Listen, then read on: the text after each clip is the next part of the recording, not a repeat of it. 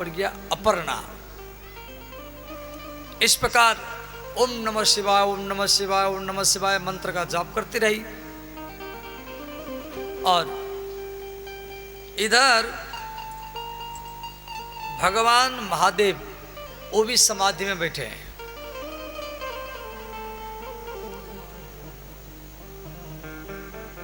प्रकटे राम कृतज्ञ कृपाला।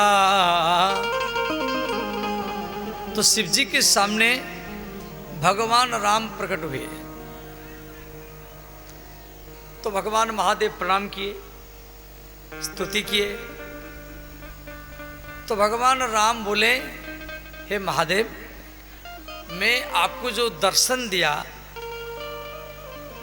मैं वर देने के लिए नहीं आया हूं। ध्यान देना है, राम जी शिव जी को दर्शन दिए। साकेत गोलकनाथ वैकुंठनाथ भगवान राम शिव जी को दर्शन दिए और बोले, हे महादेव, मैं आपको वर देने के लिए नहीं आया हूं, मैं आपसे वर मांगने के लिए आया हूं। अब भगवान महादेव सुनकर के घबरा गए। मैं जिसका नाम जप करता हूं, मैं जिसका ध्यान करता हूं, वो वर मांगने के लिए मुझे दर्शन दिया है। तो भगवान महादेव हाथ जोड़ करके बोले, हे अयोध्यानाथ, बताइए क्या इच्छा है। भगवान राम बोले, हे महादेव, आप पार्वती के साथ विवाह कर लीजिए, यही मेरा मांग है। भगवान शिव सुनकर ही घबरा गए।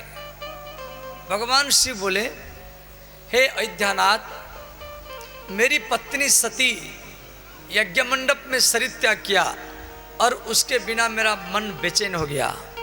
मैं उसके शरीर को कंधा में लेकर के पागल के समान घूमता रहा। तब से मैं प्रतिज्ञा कर लिया, जीवन में कभी शादी नहीं करना है। हमें एक पत्नी व्रता है और हमारी पत्नी मर गई, जिसके बिना मेरा मन नहीं लगा, मेरा मन बेचैन हो गया। और तब से मैं प्रतिज्ञा कर लिया कि जीवन में कभी भी शादी नहीं करना है, सन्यासी योगी बनकर के रहना है। और आप मुझे कह रहे शादी करने के लिए? मैं तो प्रतिज्ञा कर रखा हूं, शादी करूंगा नहीं। भगवान राम मुस्कुराने लगे। राम जी बोले, हे महादेव, आप जो प्रतिज्ञा किया अच्छा किया है, आप अच्छा किया है। शादी करना नहीं है, ये बहुत अच्छा किया है। परंतु ये तो आपका इच्छा है जो शादी नहीं करना है, परंतु मेरी इच्छा है आपका शादी करवा जाए। क्या मेरी इच्छा को आप पूर्ति नहीं करेंगे? अब भगवान महादेव सोचने लगे, मैं प्रतिज्ञा कर रखा हूं जीवन में कभी शादी नहीं करना है, परंतु मैं जिसका पूजा कर रहा हूं, ध्यान कर रहा हूं, वो कह रहा है शादी करो शादी करो। अब मैं करूंगा क्या? भगवान महादेव मन में निर्णय किए, जब मैं जिसका पूजा कर रहा हूं, नाम ले रहा हूं, वो मुझे विवाह करने के लिए प्रेरित कर रहा है। अर्थात यदि मैं विवाह करूंगा, शादी करूंगा, तभी ये खुश होंगे। और इनको खुश करने के लिए यदि मैं शादी करूंगा, वो सबसे बड़ा धर्म ही माना जाएगा। भगवान शिव अपनी इच्छा से शादी नहीं किए थे, राम जी की इच्छा को पूर्ति करने के लिए।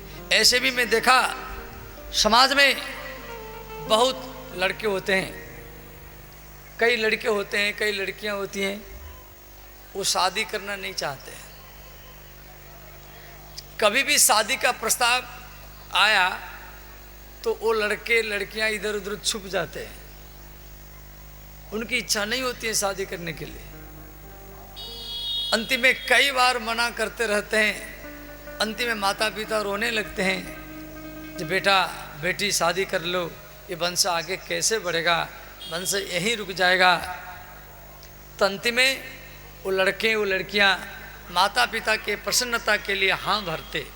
तो ये इस टाइप के जो लड़का लड़की होती हैं, उन्हीं के भीतर में महादेव जी का ही अंश होता है। सोता हूँ उस साधारण बच्चे नहीं होते हैं, वो सब उनके अंदर में शिव जी का अंश होता है। शिव जी भी शादी करने के लिए मना कर रहे थे, वो तो एकदम मना किए जब मैं शादी करूंगा नहीं।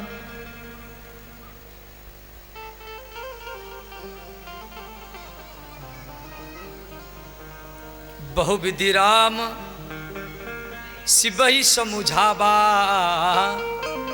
राम जी शिव जी को बहुत प्रकार से समझाए, महादेव आप प्रतिज्ञा कर रखे, अच्छा किया, परंतु मेरी बात को पूर्ण करिए। आपकी इच्छा नहीं है परंतु मेरी इच्छा को तो पूर्ति कीजिए। शिव जी हाँ भरे। अब इधर भगवान शिव, राम जी तो अंतर्ध्यान हो गए, सप्त ऋषियों को बुलाए। सप्त ऋषियों को बोले देखो आप पार्वती को परीक्षा करने के लिए जाओ। तो सप्त ऋषि देवी पार्वती के पास में पहुंचे। क्रतुक, पुलह, पुलस्त्य, अत्रि, अंगिरा, वशिष्ठ, मरीचि, ये सप्त ऋषि होते हैं, इनके नाम। ये पार्वती के पास पहुंचे, बोले देवी आप शिव जी को पति के रूप में चाहती हैं, वो तो अमंगल वैसे हैं, भस्म लेपन करते, भांग पीते हैं, जटा रखते हैं, चमड़ा फेरते हैं, स्मशान में सोते हैं, सर पर लटकाते हैं। उनसे तो भगवान विष्णु सुंदर है, उनको पति के रूप में प्राप्त करने के लिए तपस्या करो। उनसे ब्रह्मा जी भी सुंदर है। देखो किसी भी शास्त्र में ब्रह्मा जी के दाढ़ी मूछ का वर्णन नहीं है। ये तो हम लोग को ब्रह्मा जी का दाढ़ी मूछ बना देते हैं। हम सोचते ये पिता के पिता के पिता के पिता है तो इनका दाढ़ी मूछ होगा, नहीं। ब्रह्मा विष्णु शिव ये नित्य किशोर है, इस 16 वर्षों उम्र में हरदम रहते हैं। ब्रह्मा जी भी, शिव जी भी और भगवान विष्णु भी है। भागवत में ब्रह्मा जी का रूप का वर्णन है, दाढ़ी मूछ उनका है नहीं बिल्कुल। तो इसीलिए सप्त ऋषि बोले देवी भगवान शिव जी से भगवान विष्णु भगवान ब्रह्मा सुंदर है, आप इनको पति के रूप में प्राप्त करने के लिए वर्ण करो। पार्वती बोली ये बात तो ठीक है, शिव जी से भगवान विष्णु सुंदर है, परंतु जिसका मन जिसमें रम गया लग गया वही उसको अच्छा लगता है, भले वो कैसा भी हो।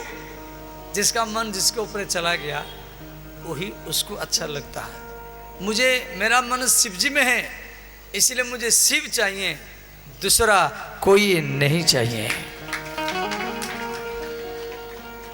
ये पार्वती का प्रतिज्ञा। अंतिम में तो भगवान नारद बोले देवी जिस शिव जी को आप पति के रूप में चाहती हैं वो शिव आपको पत्नी के रूप में नहीं चाहता है, वो तो हां भर नहीं रहा है। जिस शिव जी को आप पति के रूप में चाहती हैं वो आपको पत्नी के रूप में नहीं चाहता है। आजकल के कोई भी लड़की हो उसको बोल दो कि जिसको आप चाहती हैं वो आपको नहीं चाहता है, वो सीधा बोल देगी अरे वो नहीं चाह रहा था हमारी क्या जरूरत है, मना कर देती। परंतु पार्वती ऐसा नहीं किया। पार्वती ने कहा आप कही सतबार महेशु, आप कही भगवान महादेव 100 बार, 1 बार 2 बार 3 बार 4 बार 10 बार नहीं 100 बार आकर के भी बोले जे देवी मैं आपके साथ विवाह नहीं करूंगा, विवाह नहीं करूंगा, विवाह नहीं करूंगा, 100 बार आकर के मुझे मना करे। तजहि न नारद कर उपदेशु, यदि भगवान शिव 100 बार भी मुझे मना करे मैं आपसे शादी करूंगा नहीं, शादी नहीं करूंगा, शादी नहीं करूंगा, 100 बार भी मना करे तो भी मुझे महादेव चाहिए, दूसरा कोई नहीं चाहिए। अब दिमाग लगाओ, इसीलिए पार्वती को जगत माता की उपाधि मिली है। कोई साधारण बात नहीं है।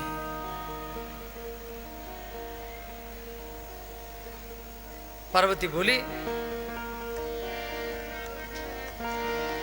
जन्म कोटि लागी रगर हमारी, जन्म कोटि लागी रगर हमारी, जन्म कोटि लागी रगर हमारी,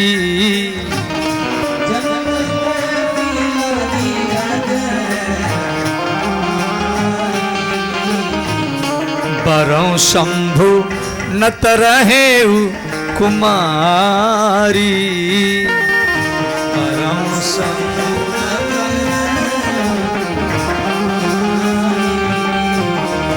परौ शंभु नत रहे कुमारी, परौ शंभु नत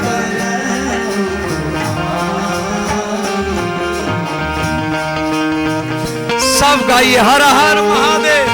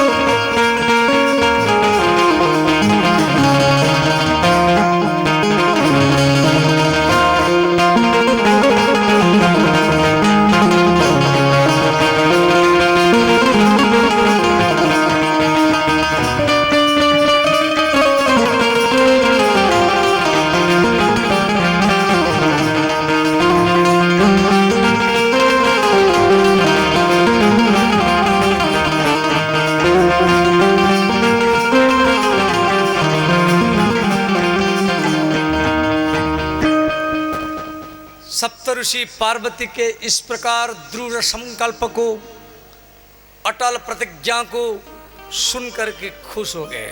बोले देवी, हम आपको परीक्षा करने के लिए आए थे, और वो भी महादेवी जी की इच्छा से आए थे। अब परीक्षा में आप सफलता प्राप्त किया, अब शिव पार्वती का विवाह होगा। अब की बार आपके पिताजी आपको बुलाने के लिए आएंगे, तो आप पिताजी के साथ में चले जाना। सप्तऋषि आशीर्वाद देकर के अंतर ध्यान हो गए। इधर हिमालय राज बीच बीच में आते थे पार्वती के पास। अंत में पार्वती को वो अपने घर ले गए, और इधर भगवान महादेव समाधि में आ गए। तो उस समय तारकासुर नाम का एक राक्षस उत्पात मचा रखा था, तो उसका मृत्यु कार्तिकेय के द्वारा लिखा हुआ था। अब शिव जी का शादी नहीं हुआ है, शिव पुत्र के द्वारा उसका मृत्यु लिखा हुआ था। तो शिव जी का शादी करवाने के लिए देवता लोग को कामदेव को भेजे। कामदेव शिव जी के ऊपर काम बाण प्रहार किया। भगवान शिव अपनी तीसरी नेत्र के द्वारा कामदेव को भस्म कर दिए। देखो, ये जो दो नेत्र है, इसमें काम का प्रवेश होता है। तीसरा नेत्र माने ज्ञान नेत्र, और ज्ञान नेत्र सबके पास में होता है। काम का विनाश ज्ञान से ही होता है। कितना भी सुंदरी कन्या हो या सुंदर पुत्र हो, जब तक आप उसको अपने मन में नहीं बैठाएंगे, तब तक काम आपका बिगाड़ नहीं सकता। काम का एक नाम है मनोज, वो आपके मन से ही जन्म लेगा, बाहर से नहीं। यदि आप किसको याद करने लगेंगे तो आपके मन से ही कामदेव जन्म लेगा, और जो मन में याद करेगा उसी को ही मारेगा। इसलिए उसका नाम है मार, और एक नाम है स्मर। मन में जब स्मरण करेंगे उसी को ही मारेगा। कितना भी सुंदर पुत्र हो या सुंदर कन्या हो, भले कमरा में रहते हो, जब तक उसको अपने मन में नहीं बैठाएंगे काम आपका बिगाड़ नहीं सकता। और वह पुत्र या वो कन्या अमेरिका में है और अब आप भारत में है, लाखों किलोमीटर दूर है, और आप उसको मन में बैठा रखें, हरदम आप उसको याद करते हैं, वार्तालाप करने के लिए बेचैन हो जाते हैं, उसके बारे में सुनना, उसके बारे में सुनकर के खुश होना, उसके याद करना, ये सब काम का लक्षण है सुता।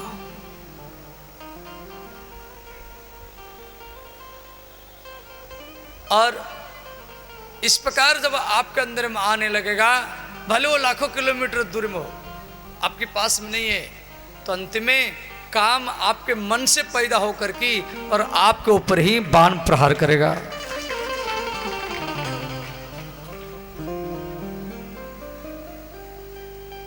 स्मृत्या भवति तापाय, स्मरण करने से ताप पैदा होना। स्पर्शा भवति मोहाय, स्पर्श करने से मोह पैदा होना। ये सब काम के लक्षण होता है सुधा।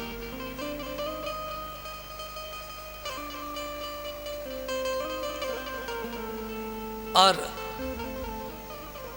भगवान महादेव कामदेव को भस्म कर दिए अपने ज्ञान नेत्र से।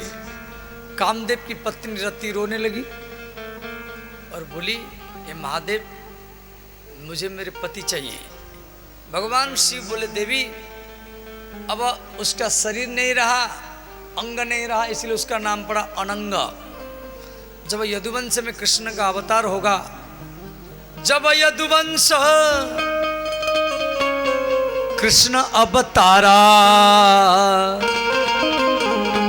होई ही हरण महामहिभारा। जब यदुवंश में कृष्ण का अवतार होगा और उनका जो प्रथम पुत्र होगा कृष्ण तनय, तनय माने पुत्र, तनय शब्द का अर्थ पुत्र। कृष्ण तनय ओही पति तोरा, कृष्ण तनय ओही पति तोरा। बचनु अन्यथा होई न मोरा, बचनु अन्यथा होई न मोरा। कृष्ण का पुत्र जो प्रद्युम्न होगा वही तेरे पति होगा। ये कथा रामचरितमानस में है और भागवत में है और शिव पुराण में विस्तार में है, समझ गए। तो अब रामचरितमानस में 2 बार कृष्ण नाम इसी जगह में लिखा हुआ है। जब यदुवंश कृष्ण अवतारा, कृष्ण तनय होई पति तोरा, तो रामचरितमानस में 2 बार कृष्ण नाम है और इसी जगह में है। तो ध्यान देना, इधर श्री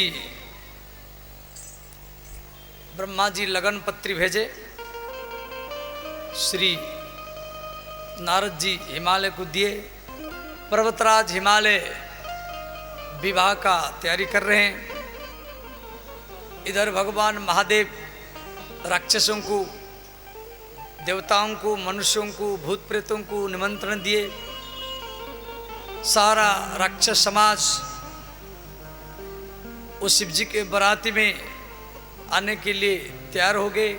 भूत प्रेत, देवता, मनुष्य, ऋषि मुनि, और इधर पर्वतराज हिमालय, हिमालय से लेकर के कैलाश तक जगह जगह में रहने का, खाने का, ठहरने का, सोने का, पीने का, बाराती आएगा उन सबका स्वागत का तैयारी कर रहे हैं। बड़े बड़े पहाड़ों को, नदियों को, तीर्थों को वो भी निमंत्रण दिए। तो भगवान शिव के श्रृंगार करने के लिए सो भूत प्रेत आ गए। समाज में जितना भूत प्रेत है, वो भारत का हो या विदेश का हो, या पंजाब, हरियाणा, गुजरात का हो, या बिहार का हो, या भागलपुर का हो, या आपके तुलसीपुर का हो, जितना भूत प्रेत सब शिव जी के बारात में जाने के लिए सब पहुंचे। और इतना विकराल भूत प्रेत है, किसकी टांक ही टांक है, किसकी आंख ही आंख है, किसकी दांत ही दांत हैं, किसकी पेट ही पेट है, सब विकराल, किसके हाथ ही हाथ है। शिव ही शंभुगन करई श्रृंगारा,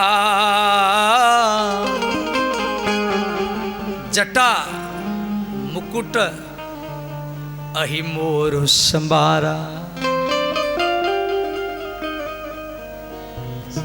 सब शिवगण शिव जी को हल्दी लगाने के लिए आए। शिव जी बोले नहीं नहीं, हम हल्दी नहीं लगाएंगे, हम भस्म लेपन करेंगे, भस्म। और कौन सा भस्म? हवन कुंड का भस्म? नहीं नहीं, हवन कुंड के भस्म नहीं, गैया के गोबर की भस्म नहीं, आम के लकड़ी का भस्म नहीं, बेल के लकड़ी का भस्म नहीं, पीपर के लकड़ी की भस्म नहीं, चिता भस्म। चिता भस्म, कोई मरेगा उसके शरीर को जलाया जाएगा और उसके शरीर से जो भस्म बनेगा वो हम लगाएंगे। आज भी महाकाल ज्योतिर्लिंग उज्जैन में भस्म आरती होता है, भस्म आरती। शिव जी को ही पूछा कि बाबा ये जो चिता भस्म, स्मशान की भस्म आप क्यों लगाते? शिव जी बोले भैया, जिस शरीर को व्यक्ति कपड़ा, साबुन से, तेल से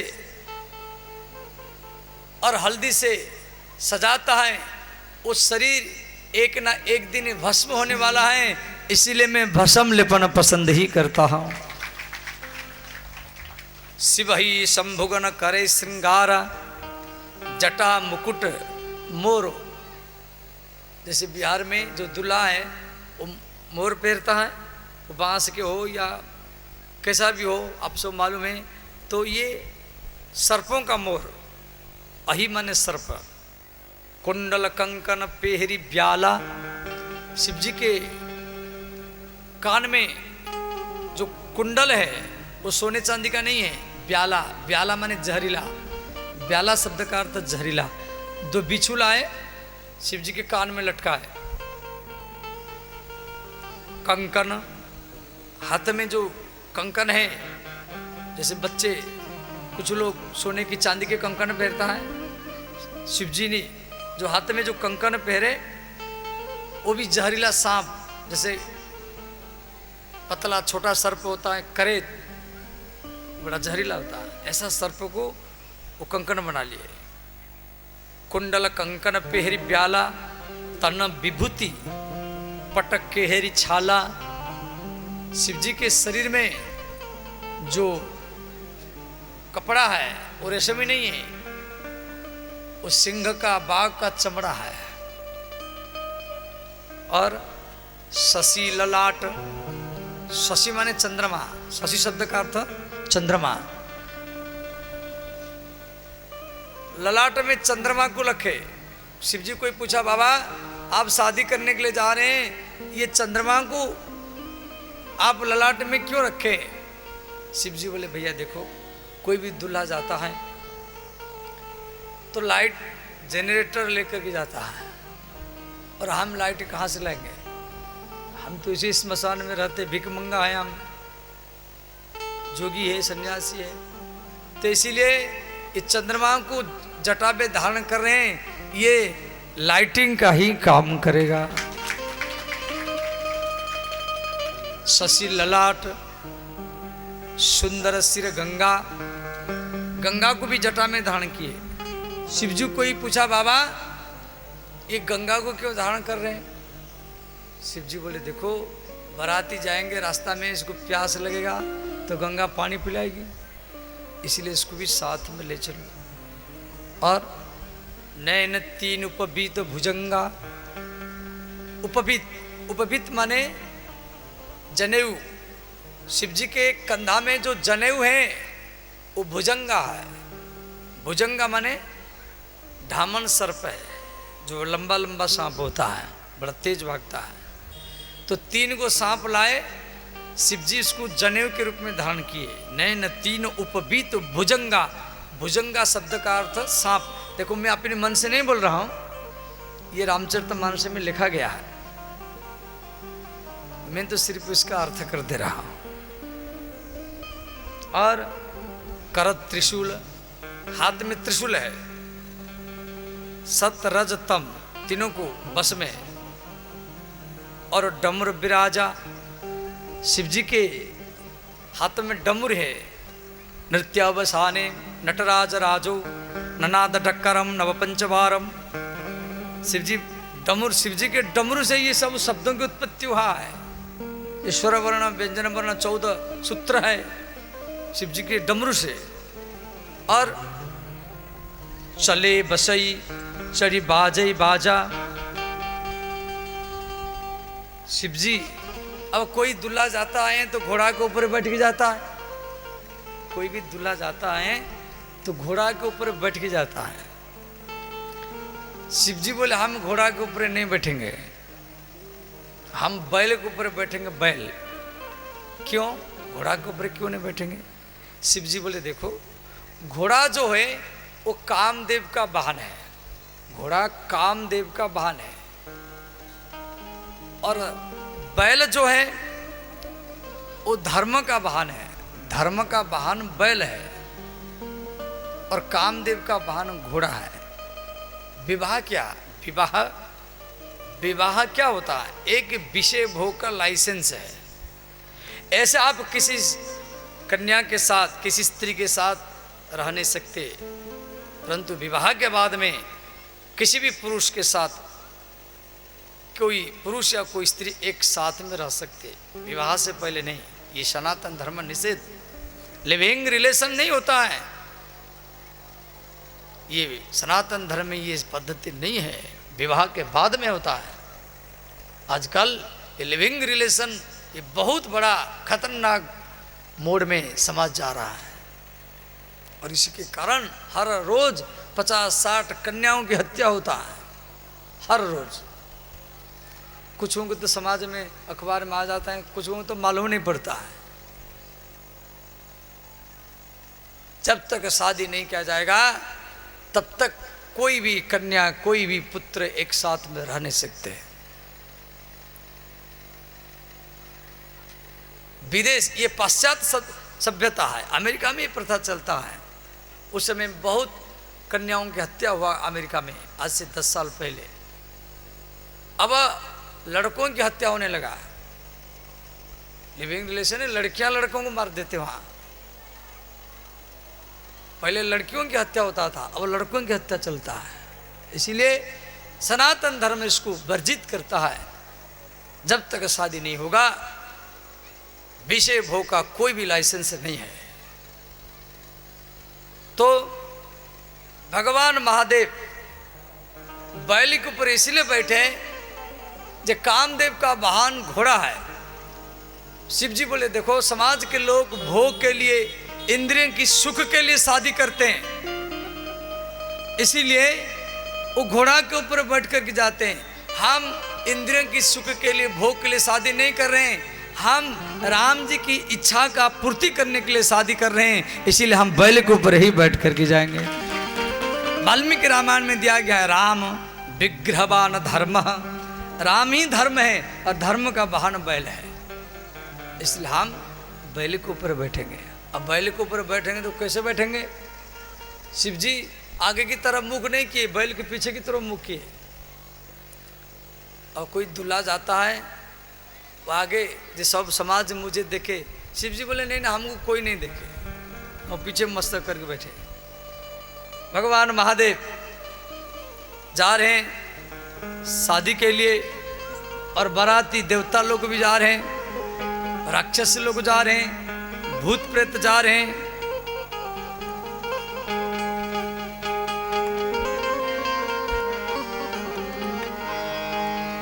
हमारी भोली बाबा को नाड़ी न समझो, हमारी भोले बाबा को नाड़ी न समझो, हमारी भोली बाबा को नाड़ी न समझो, हमारे भोले बाबा को नाड़ी न समझो, नाड़ी न समझो, नाड़ी न समझो, नाड़ी न समझो,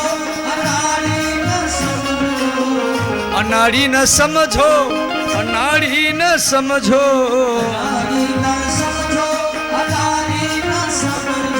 हमारी भोली बाबा को अनाड़ी न समझो, हमारे भोले बाबा को अनाड़ी न समझो, हमारी भोली बाबा के बैल सवारी, हमारे भोले बाबा के बैल है सवारी, बैल है सवारी हो, बैल है सवारी, बैल है सवारी हो, बैल है सवारी। पहले जो बिजनेस करते थे बनिया लोग, वो बैलगाड़ी रखते थे, आटा लाना, तेल लाना, गेहूं लाना, परंतु आजकल तो ट्रैक्टर हो गया। अब शिवजी बैल के ऊपर जा रहे हैं, बैल को देखी व्यापारी न समझो, बैल को देखी व्यापारी न समझो, हमारी भोली बाबा को नाड़ी न समझो, हमारे भोले बाबा को नाड़ी न समझो। सब गाइए, दोनों हाथ उठा करिए।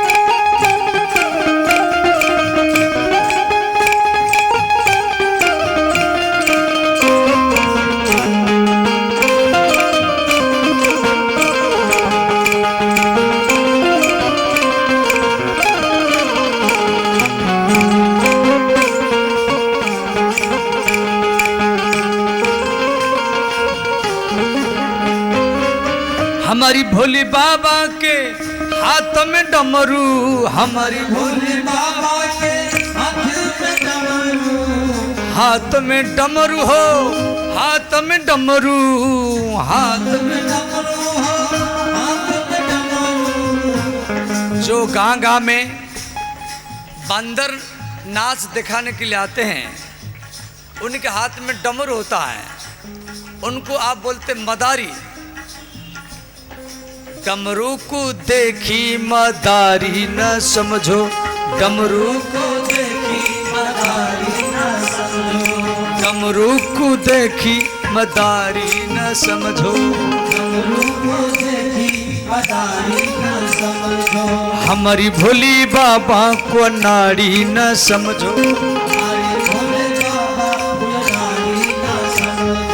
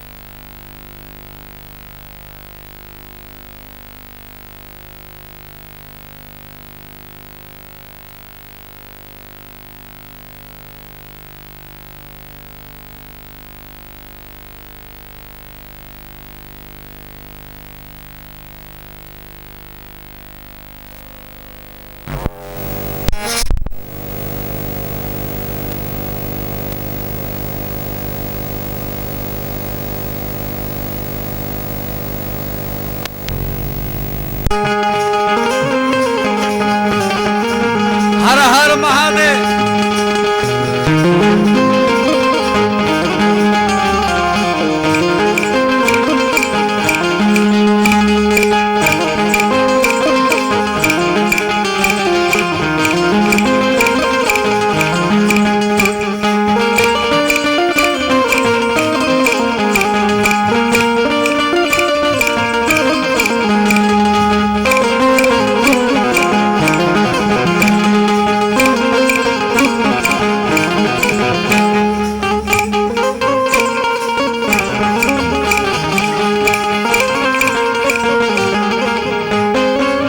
हमारी भोली बाबा के बगल में झोली, हमारी भोली बाबा के बगल में झोली, हमारी भोली बाबा के बगल में झोली,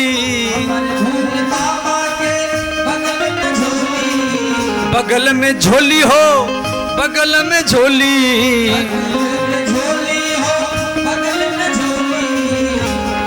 भोली बाबा के कंधा में झोली है। और झोली कौन रखता है? जो भिखारी होता है। देखो, आप भिक्षा करेंगे, भिक्षा व्यक्ति को तितिक्षा सिखाता है। तितिक्षा समझ आते? तितिक्षा माने सहनशीलता। भगवान राम लक्ष्मण भी वन में कोल भील के घर में भिक्षा करते थे। पांडव 12 वर्ष तक भिक्षा किए जंगल में। भगवान महादेव भी भिक्षा किए।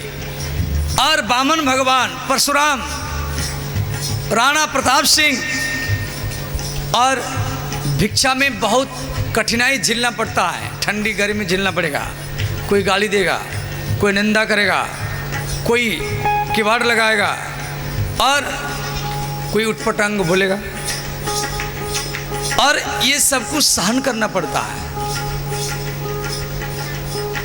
वृंदावन में जितना भी आश्रम है सब दिल्ली, बम्बे, कलकत्ता के भिक्षा से ही चलता सुता हूँ। अयोध्या का जितना भी आश्रम है तो भिक्षा व्यक्ति को तितिक्षा सिखाता है। तितिक्षा माने सहनशीलता। और आपको समाज का कोई व्यक्ति कोई बोलेगा, आपको सहन करना पड़ेगा, तभी आपका तपस्या बढ़ेगा, तभी आपका तपस्या फलदायक होगा। और भगवान महादेव भिक्षा करते हैं, क्यों? झोली है। हमारी भोली बाबा के बगल में झोली, हमारी भोली बाबा के बगल में झोली, हमारी भोली बाबा के बगल में झोली, हमारी भोली बाबा के बगल में झोली। झोली को देखी भिखारी न समझो, झोली को देखी भिखारी न समझो, झोली को देखी भिखारी न समझो, झोली को देखी भिखारी न समझो। हमारी भोली बाबा को नारी न समझो, हमारी भोले बाबा को नारी न समझो।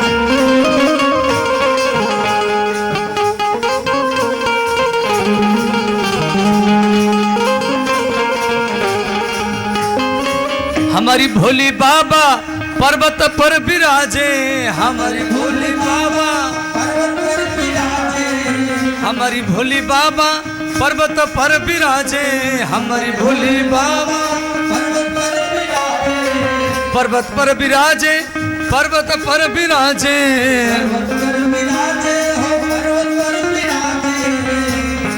पर्वत को देखी पहाड़ी न समझो, पर्वत पहाड़ को देखी पहाड़ी न समझो, पहाड़ को देखी पहाड़ी न समझो। हमारी भोली बाबा को नारी न समझो, हमारी भोली बाबा को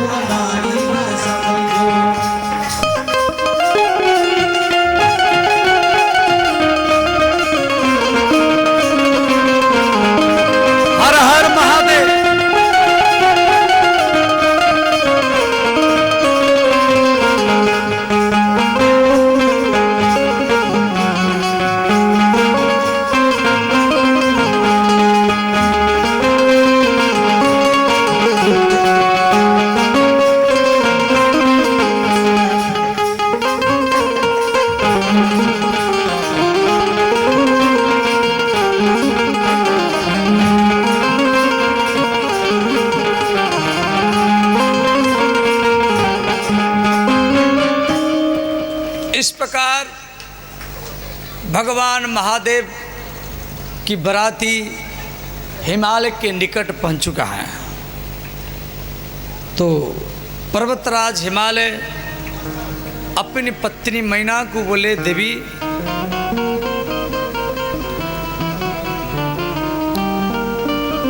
बराती का दूल्हा का स्वागत करने के लिए आप जाओ। तो हिमालय की पत्नी मैना, हिमालय की पत्नी का नाम है मैना, पार्वती की माँ। मैना सुबह आरती संवारी, संग सुमंगल गावही नारी। मधुर मधुर गीत गाते हुए सब स्त्रियां मैना के साथ दुल्हा का स्वागत करने के लिए जा रहे हैं। तो भगवान शिव जी के बाराती में आगे आगे देवता लोग जा रहे हैं। और देवता में भगवान ब्रह्मा भी है, भगवान विष्णु भी है, इंद्रदेव, वरुणदेव, कुबेरदेव, पवनदेव, अग्निदेव, अर्थदेव, कामदेव, सूर्यदेव, चंद्रदेव, वो सब अपना अपना वाहन के साथ जा रहे हैं। और उसी बीच में भगवान विष्णु, और विष्णु भगवान बहुत सुंदर है, सबसे सुंदर लगते हैं और आगे आगे जा रहे हैं। तो मैना मन में सोची यही दूल्हा है। तो मैना क्या की, भगवान विष्णु का शरण धोने के लिए आई, आरती करने के लिए आई। तो भगवान विष्णु बोले, ठहरो, आप किसी लाए हैं? तो मैना बोली, मैं बेटी की माँ हूँ, पार्वती की माँ हूँ, दूल्हा का आरती करने के लिए आई हूँ। तो भगवान विष्णु बोले, हम दूल्हा नहीं है, हम बराती है, दूल्हा पीछे है। और मैना प्रसन्न हो गई, जिसकी बारात इतना सुंदर है, दूल्हा कितना सुंदर नहीं होगा।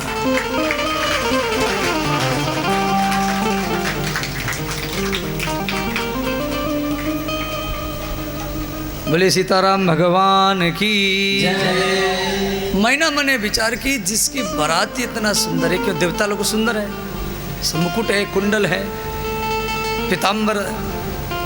मैना खुश हो गई। तो मैना फिर आगे आगे गई। तो उनके पीछे पीछे सब ऋषि मुनि हैं, भृगुर, वशिष्ठ, चैवन, मेधातिथि, देवल, देवरात्र, भरद्वाज, मार्कंड मुनि, सब जटाधरी बाबा लोग, तिलकधारी, वो सब साधु समाज, ऋषि समाज, वो भी जा रहे हैं शिव जी के बाराती में। देवताओं के पीछे ऋषियों के समाज। ऋषि लोग बोले, और पीछे जाओ। फिर राक्षस समाज, बड़े बड़े राक्षस, अंधकासुर, चिक्खुर, ताम्र, धूम्राक्ष, बिड़लाक्ष, धूम्रलोचन, रक्तवीर्य, रावण, बाणासुर, ये सब राक्षस समाज, वो भी शिव जी के बाराती में। देवता, फिर ऋषि समाज, फिर राक्षस समाज। राक्षस बोले, नहीं नहीं, और पीछे जाओ। तो उनके पीछे पीछे भूत प्रेत, और भूत प्रेत के बीच में भगवान महादेव। सो विकराल भूत प्रेत, किसकी टांग की टांग, किसकी आंख की आंख, किसकी पेट ही पेट, किसके दांत ही दांत। तो भगवान महादेव नंदी को बोले, नंदी सावधान, हमारी जो सास माता है हमारी आरती करने के लिए आ रहे हैं, ये भूत प्रेत को देखकर घबराए हुए, इसलिए इनको बोलो कुछ समय के लिए यहाँ से भाग जाए। नंदी ने कहा, भूत प्रेतो सावधान, कुछ समय के लिए यहाँ से भागो। सब भूत प्रेत भाग गए। नंदी और उनके ऊपर भगवान महादेव। तो श्री माता मैना भगवान महादेव के चरणों को धोया। चरणों को धोने के बाद में तिलक किया, और तिलक करने के बाद में वो आरती किया। कांचन थार सोहबर पानी, परिचन चली हरसी हरसानी। और जैसे आरती की, और चरण में 4 बार, नाभि में 2 बार, छाती में 1 बार, पूरा शरीर में 7 बार आरती को घुमाई। तो भगवान शिव जी के गला में सांप है और सांप ऐसे फुफुकार करने लगा। आरती के दीपक को देख करके सांप भी घबरा गया, वो ऐसे फुफुकार करने लगा, वो आरती भी बुझ गया और मैना के हाथ से आरती का थाल नीचे गिर गया और मैना भयभीत होकर भाग गई। मैना भी भयभीत होकर भाग गई। गोस्वामी तुलसीदास जी लिखे, भागी भवन, भवन माने घर, मैना घर में भाग गई। भागी भवन पैठी अति त्रासा, भागी भवन पैठी अति त्रासा, गए महेशु जहाँ जन बासा, गए महेशु जहाँ जन बासा, गए महेशु जहाँ जन बासा, गए महेशु जहाँ जन बासा। भगवान महादेव तो सरल है, भोला है।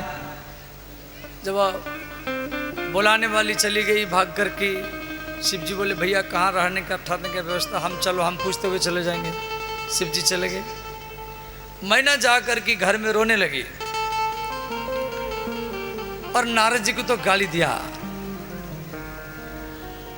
नारद कर में कहा बिगारा,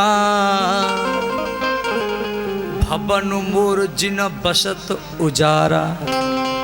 मैं नारद का क्या बिगाड़ा जो मेरे बेटी को बहका बहका करके तपस्या करेगा तब वो पति मिलेगा। कोई ऐसा पति है, उसके तो गला में सांप है, कोई के सफेरा है, चमड़ा पैर रखा है, त्रिशूल लटका रखा है। भले मेरे बेटी कुमारी रहेगी और ऐसा दुल्हा के साथ मैं अपनी बेटी का शादी नहीं कराऊंगी। वो रोने लगे। तो उस समय नारद जी और वामदेव बड़े बड़े ऋषिमुनि मैना के पास आई, पर्वतराज हिमालय भी आए।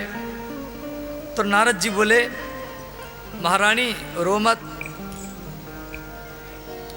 ये आपकी बेटी नहीं है, ये तो अजा अनादि शक्ति अविनाशिनी, ये शिवानी है, भवानी है और सदा शंभु अर्धंग निवासिनी। और ये तो आपके शरीर, आपके परिवार में जन्म लिया आपको बड़ाई देने के लिए, परंतु ये शिव जी की है। ये हर जन्म में शिव जी की पत्नी है। तो मैना समझ गई।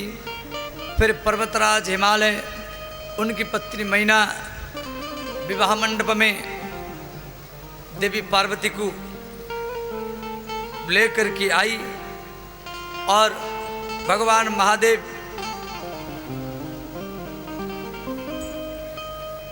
विवाह मंडप में बैठे। शिव पार्वती का विवाह होगा तो उसमें भृगु ऋषि पुरोहित कर्म कर रहे हैं। पुरोहित माने पुरम हितम करोति इति पुरोहित, जो जजमान का हित करे उसको पुरोहित कहा जाता है। तो भृगु ऋषि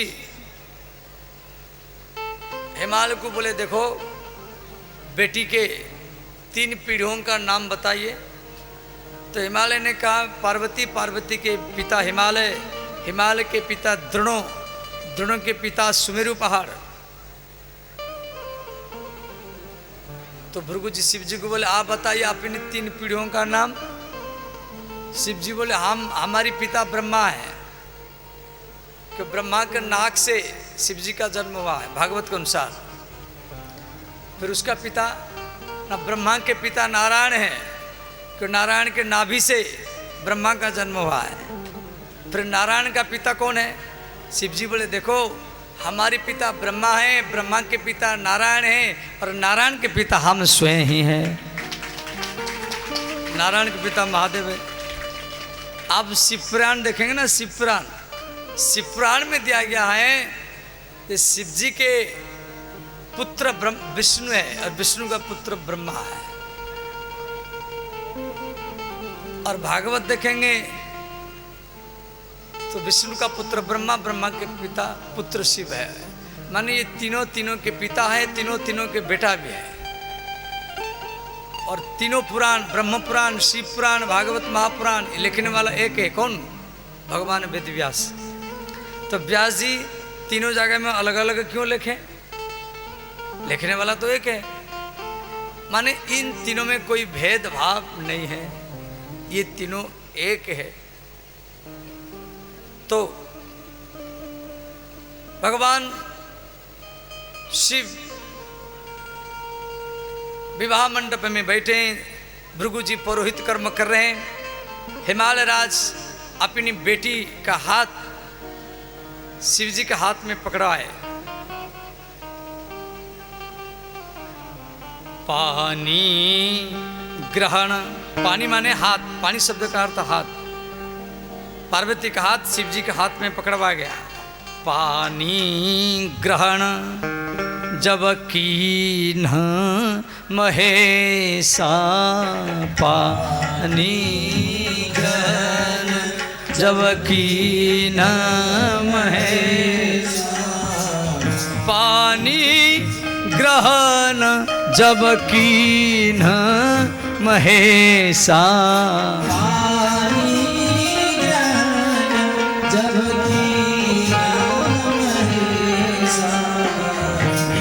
हर से तब सकल सुरेशा, हर से तब सकल सुरेशा। पानी ग्रहण संस्कार हुआ। अब सिंदूर दान, भगवान महादेव माता पार्वती के माथे में सिंदूर भर रहे हैं। शिवा शिव शिवा सिर सिंदूर देहि, शिव शिवा सिर सिंदूर देहि, शिव शिवा सिर सिंदूर देहि, शिव शिवा सिर सिंदूर देहि। श्री राम जय राम, जय जय राम, श्री राम जय राम, श्री राम जय राम, जय जय राम।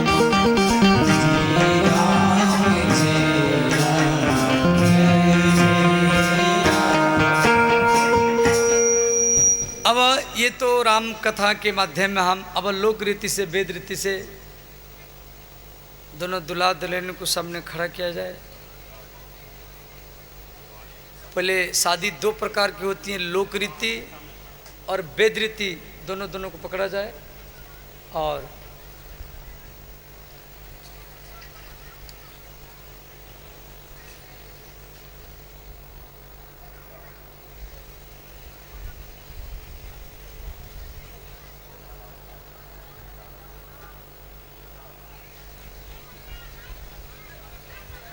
सभी को साथ बना करके बैठे रहे।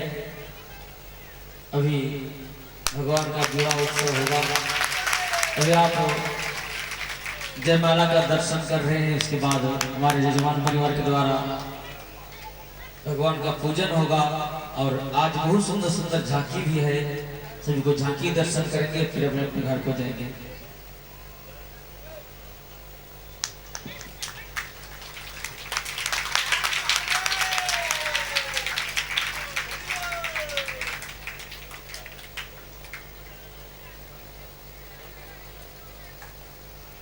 अब ये लोक रीति था।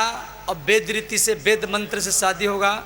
मुख्य जजमान, जजमानी, वरिष्ठ कार्यकर्ता, भगवान शिव पार्वती का विवाह वेद मंत्र से किया जाए।